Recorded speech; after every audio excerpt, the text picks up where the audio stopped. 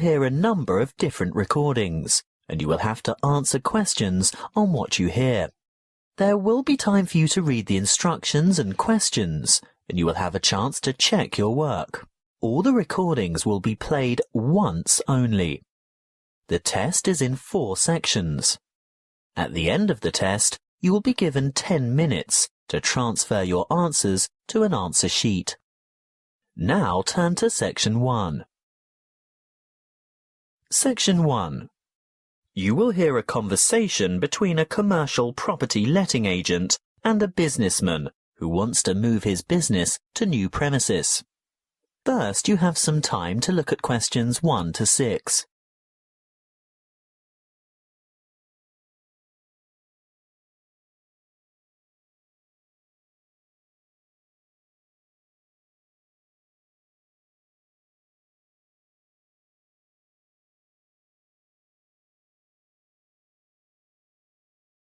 You will see that there is an example that has been done for you. On this occasion, only the conversation relating to this will be played first. Good morning. Mr. Rich, isn't it? That's right. Raymond Rich of ICT Industries. ICT Industries. Just a moment while I put that on the form. Mr. Rich said that the name of his company was ICT Industries. So ICT Industries is written in the space. Now we shall begin.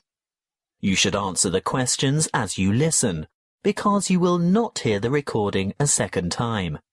Listen carefully and answer questions 1 to 6. Good morning. Mr. Rich, isn't it? That's right. Raymond Rich of ICT Industries. ICT Industries.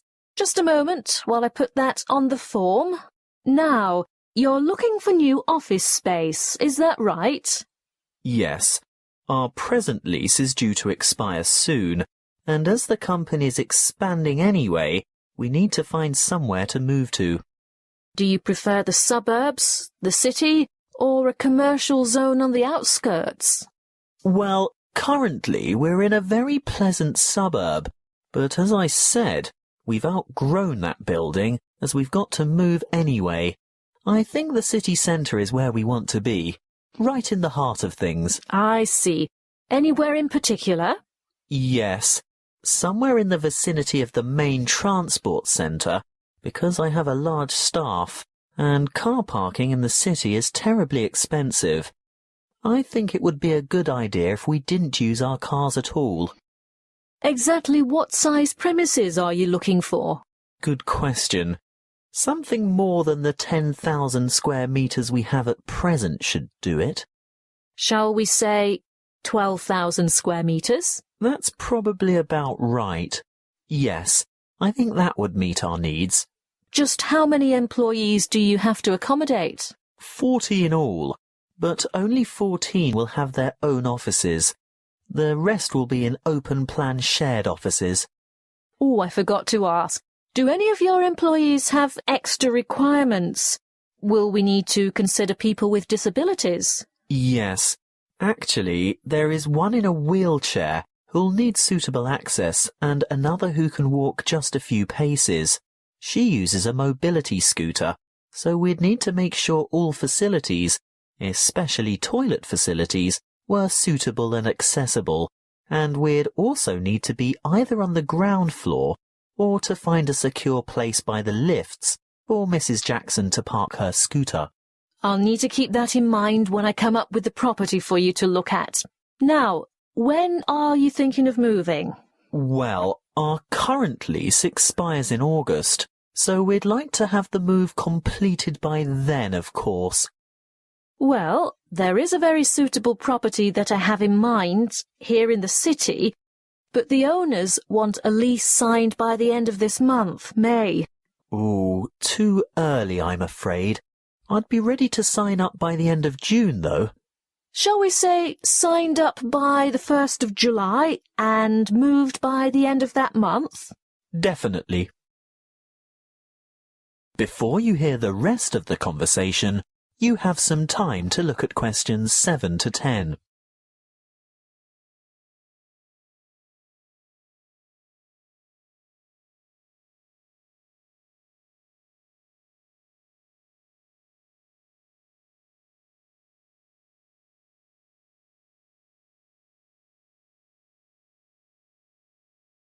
Now listen and answer questions 7 to 10.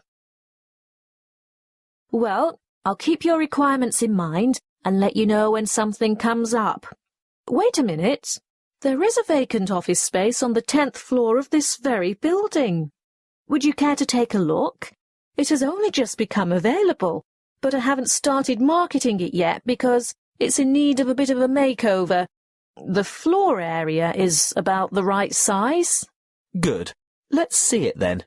Well, what do you think? Elevator access is great, and the lobby area is roomy enough for that disability vehicle you were telling me about. Oh, I don't know. There are too many small offices. Would we be able to take out a few of these walls and make bigger work areas? I don't see why not. Most of them are just partitions.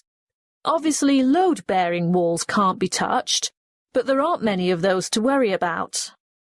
What about kitchen and dining facilities? We like our staff to feel comfortable eating at work. If they go out for lunch, it often leads to extended lunch hours and lost time. Come this way. This is the kitchen. Ooh, it's a bit pokey. We'd need to enlarge it somehow. What's behind the wall here? There's just a storeroom. You could take out that wall and expand into that space. Then what would we do for a storeroom? Well, see that tiny office near the entrance? It has no external windows or natural light. It would make an ideal storeroom. Yes, you're right. The whole place is a bit dilapidated. Obviously in need of that redecoration you were talking about. And I don't just mean a coat of new paint. I think all the light fittings would have to be modernized.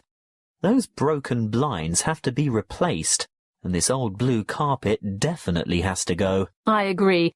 That's something we can negotiate with the owner. But overall, do you think it would fit your requirements? Well, you haven't given me any indication of what the lease would cost. But before we get into that, what are the terms of the lease concerning length of tenancy? Well, generally in the city, leases are never less than 3 years. Oh? I mean, we don't mind signing up for that period of time initially, but we don't necessarily want to have to move after that. We've been in our last place for 10 years, you know. Well, the usual agreement is a 3x3x2. That's a contract for 3 years with entitlement to extension for 3 years, and then another 2 years after that. But let me speak to the owner first. And one more thing. We have to consider the time frame. Remember, my current lease is due to expire in August. Well, with reliable contractors, it shouldn't take more than a couple of months to do the necessary refits. That is the end of section 1. You now have half a minute to check your answers.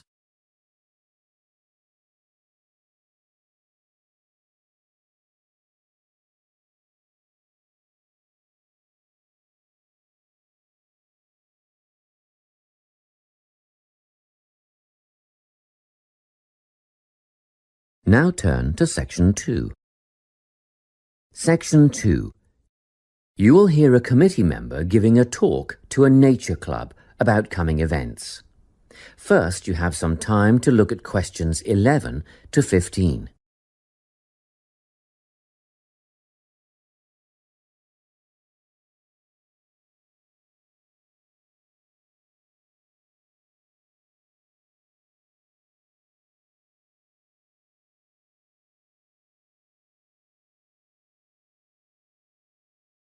Listen carefully and answer questions 11 to 15. Hi everyone, it's good to see such a big turnout at our Nature Club session for June. Just before we start this evening's workshop, I'd like to draw your attention to what we have in store for you in the second half of the year. First of all, the guided bushwalk. This is always a favourite. Starting out on the Springvale Plateau and continuing down into a section of the State Conservation Area. Last year, we invited children aged 8 and over if they came with a parent, but the track has been washed out in a few places since then, and it can be quite rough. So, this year we considered restricting it to adults only. However, on reconsideration, the committee has now decided to recommend it for all bushwalkers who are over the age of 12. Another very popular option is the bird observation walk. We'll be searching for both migratory and native birds as we walk through tidal marshlands and mangroves, and you can expect to get your feet uncomfortably wet and muddy if you don't wear rubber boots. These are a must. The leader will have a strong pair of binoculars, so we'll rely on her to name the species for us. And we've ordered some bird identification books that you may wish to purchase at a later date. From the bush to the swamp, and now to the sand dunes. Our leader will help us identify plants native to the local area, as well as some invasive weed species. We'll be asking for volunteers to help pull out the weeds where possible, so a pair of sturdy gardening gloves is essential. Spades and other tools will be provided. It could get very hot and you'll need water, plenty of it, but a local business owner is willing to provide bottled water free of charge. The next outing, Bush Tucker, is a new one. Have you ever wondered what life in this country would have been like 200 to 2,000 years ago? Well, come on this trip and you'll find out how the indigenous inhabitants used local plants as food and medicine. Because lunch is included in this trip, there will be a small charge per person. We had originally thought $7 would cover the basics, sausages and bread followed by tea and coffee, but then we thought a few different cuts of meat and salad would be nice, and that brought the price up to $12 a head. At one stage we even contemplated including seafood, but that would have been a bit too expensive, around $15, so meat and salad it is. We expect this to be a popular event, so we'll need advance bookings to organise the catering. Please let us know your intentions by the 10th of November, and be aware that we'll require prepayment by the 15th of November. You can still change your mind and get a refund up to the 25th of November, but after that date, if you pull out, you'll forfeit the money paid. Before you hear the rest of the talk, you have some time to look at questions 16 to 20.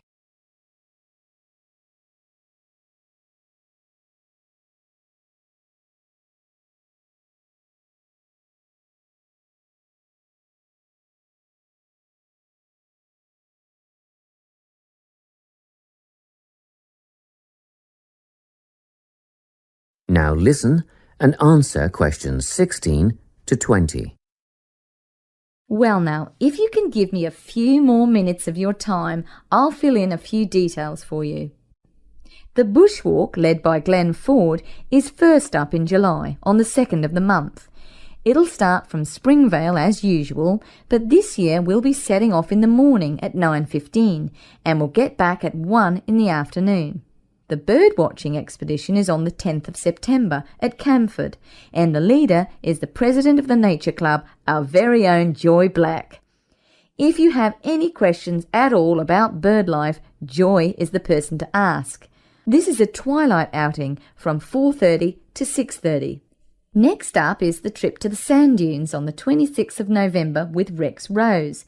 A bit of an early start, especially for those of you with a fair way to travel, but we'll meet at the observation hut at 8:30. That's the observation hut, 8:30 till 10:30. And even at that time of the morning, it'll be very hot, so come prepared. The last trip on the program is the Bush Tucker excursion on the 3rd of December with Ranger Jim Kerr. This will be at Carson Hills, and the presentation and demonstration will take place from 10 a.m. till 11:30, but be prepared to stay on for the barbecue and Bush Tucker lunch at 12 o'clock. I expect we'll wind up at 2, and you can head for home at that time. Well, that's all I have to tell you. A booklet will be mailed out to you later with those events, dates and times, but don't wait, Put them on your calendar now. That is the end of section 2.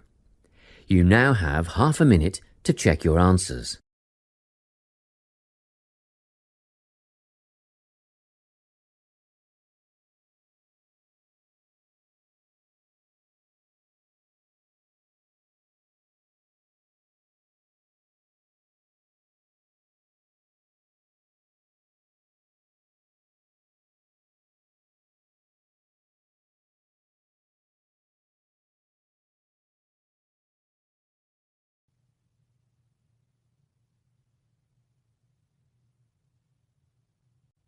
Now turn to Section 3. Section 3. You'll hear a tutor and some students discussing eating disorders. First, you have some time to look at questions 21 to 23.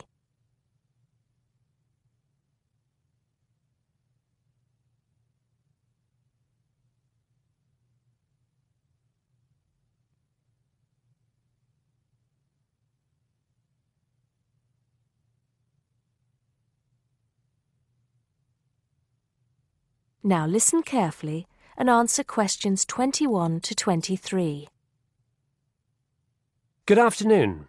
I hope everything is going well. Right, we've been looking at problems some people have with eating. And today I'd like to focus on one you've probably come across in your reading. It is sometimes called binge eating disorder, or BED.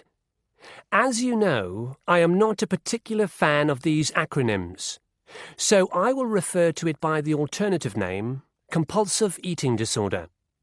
Has anybody heard of it? Yes, I have. In fact, I read a case study of a first-year university student who was diagnosed with it. Do you remember what the symptoms are? Well, of course, one symptom is that the person eats too much, although that's true for other eating disorders as well. They also put on weight. That's right. Whereas in some other conditions, such as bulimia, they don't, and can actually lose weight. One thing that compulsive eating disorder and bulimia have in common, though, is that the person with the condition often becomes clinically depressed. Are you saying that everybody who is overweight is suffering from the disorder? Not at all. What makes the compulsive eater different is the pattern of the disorder. Initially, as we've said, the compulsive eater starts eating too much. This seems to be because the sufferer finds comfort in food and eating is seen as a way of coping with problems. They don't eat because they feel hungry. Mary, in the case study you read, was there any reference to what triggered the problem? I seem to recall that the student was suffering from stress because she was revising for exams, and she started eating snacks, junk food, while she was studying. Soon, she was eating snacks all the time, and it just got worse from there. Yes, that sounds plausible, although compulsive eating often starts a lot earlier than the case you describe. Before you hear the rest of the conversation, you have some time to look at questions 24 to 30.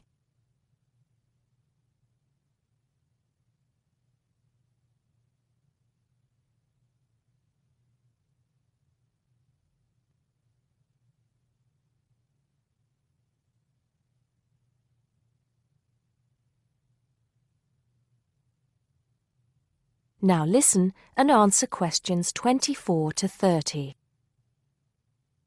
Anyway, once the condition has been triggered, often by constant snacking as you mentioned, it becomes progressively worse. Over a period of time, the sufferer loses control of their food intake. They become preoccupied with food, and the binge eating increases. Overeating blocks out negative emotions such as loneliness, worries about work, depression, and so on. But it is only a temporary effect. Apart from the physical discomfort that overeating often causes, the sufferer begins to feel embarrassed by their behavior. They then take drastic action to try to compensate. In an attempt to lose weight, Compulsive eaters will try extreme diets, skipping meals, or going without any food at all for a day or more. Not a healthy way to try to lose weight, obviously. Absolutely. And of course, the person has to start eating again at some point. In other words, it becomes a vicious circle? That's right. Binge eating, extreme dieting, or attempts to lose weight by other means, and then binge eating again. What are the long-term effects of compulsive eating? As you might expect, these are similar to those for people suffering from obesity. Diabetes is frequently reported. What about treatment? The disorder can be treated, certainly. But there's always the possibility that the patient will suffer a relapse and start binging again. What does treatment involve? Medication? No. It normally involves sessions with a therapist experienced in treating eating disorders. A nutritionist will often be involved as well. Are there any self-help organizations? I mean, organizations like Alcoholics Anonymous? Yes, there are. And you might want to follow this one up for your research. One organization is called Overeaters Anonymous, and they have what they describe as a 12-step program to help people overcome the disorder. You can find out more from the organization's website. Right. I think that'll have given you plenty to follow up. So I'll see you at the same time next week. That is the end of section 3. You now have half a minute to check your answers.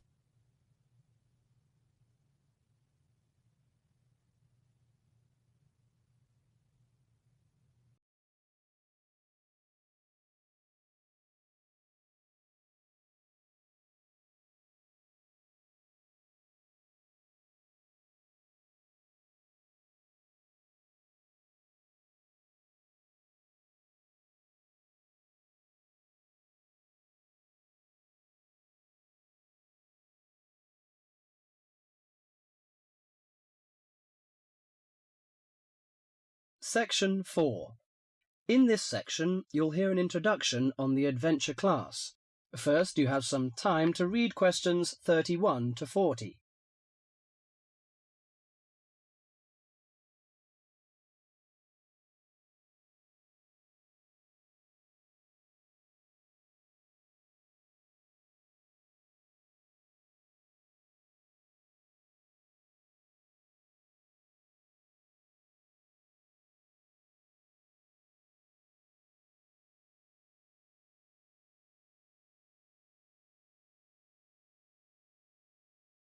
Now listen to the conversation and answer questions 31 to 40. Welcome to Adventure Class. I'm the coordinator of the class. During the course of this morning, I hope to give you a clear idea of what we offer in our class. Before my lecture, listen to the comments on the class. Today we sailed into a group of whales. Class takes place in the middle of elephants, giraffes, and hippos. Yesterday's lecture was at the Great Barrier Reef. Do these comments sound like your typical classroom? Probably not. These accounts come from students studying in adventure classes. An adventure class is a unique type of program that combines textbook learning with real-life exploration.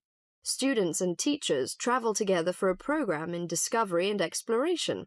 The class is provided by the Australian University's International Program, aiming at promoting students' awareness of international communication and global environment. Here are 3 popular adventure classroom programs that are available to you, college students from the freshman to senior students. The first one is called Australia Short Program. The 3-week course begins with several days in Cairns. There we hold classes on coral protection, how the corals are formed, what are their functions, and what are the threats corals are facing. Students then spend the next 2 weeks on a study tour of Queensland. Known for its sunny beaches, rainforests, and remote outback, Queensland provides a rich learning environment. The highlight of the program is the tour to the Great Barrier Reef. Activities include hiking, birdwatching, and boating. By experiencing local culture up close, students explore the connection between local people and the environment. 6 semester credits are given by the Australian University's International Programme, and the tuition fee is $1,950. African Safari Programme is another popular class. Kenya's stunning wilderness becomes the classroom for students in the African Safari Programme. The 5-week course is set on the beautiful 20-acre campus of Australia International University in Nairobi. University professors combine classroom instruction with hands-on experience to teach wildlife management. In addition to classwork, students take trips to famous places such as Mount Kilimanjaro and Victoria Falls. Students also experience African culture through trips to local villages and Nairobi's city centre. But for most students, the safaris are the highlight of the course. The programme includes 3 or 4 safaris. During each safari, participants camp outdoors for up to 6 days. One of the most popular destinations is the Masai Mara Game Reserve. An amazing collection of wildlife lives on the reserve. Students study elephants, zebras, giraffes, rhinos, and other exotic animals in their natural habitat. Those who take the course gain many wonderful memories and a greater appreciation for the Earth's natural resources. Students earn 8 college credits for the program. The cost of tuition is $4,950. The last on the list is Sea Education Association, SEA. The SEA program is a one-of-a-kind opportunity where students live and learn aboard a tall ship. The course combines ocean research with instruction and personal experience in sailing. After careful instruction, both on shore and at sea, the participants begin practicing what they've learned. Everyone on board takes turns operating and navigating a 134-foot sailing ship. That is the most outstanding. Life at sea is non-stop, so everyone is assigned to a watch. During that time, students work in the lab, in the kitchen, on deck, or in the engine room. Each watch group includes 8 people who rotate throughout a 24-hour schedule. They learn how to live at sea and how to work together as a team. Students can choose from 3 programs in different locations, each about 3 weeks long. College credit is awarded, and the cost is $3,600. Is an adventure classroom for you? If the idea of learning through adventure interests you, you might want to apply. It would certainly be an experience you would never forget. That is the end of section 4.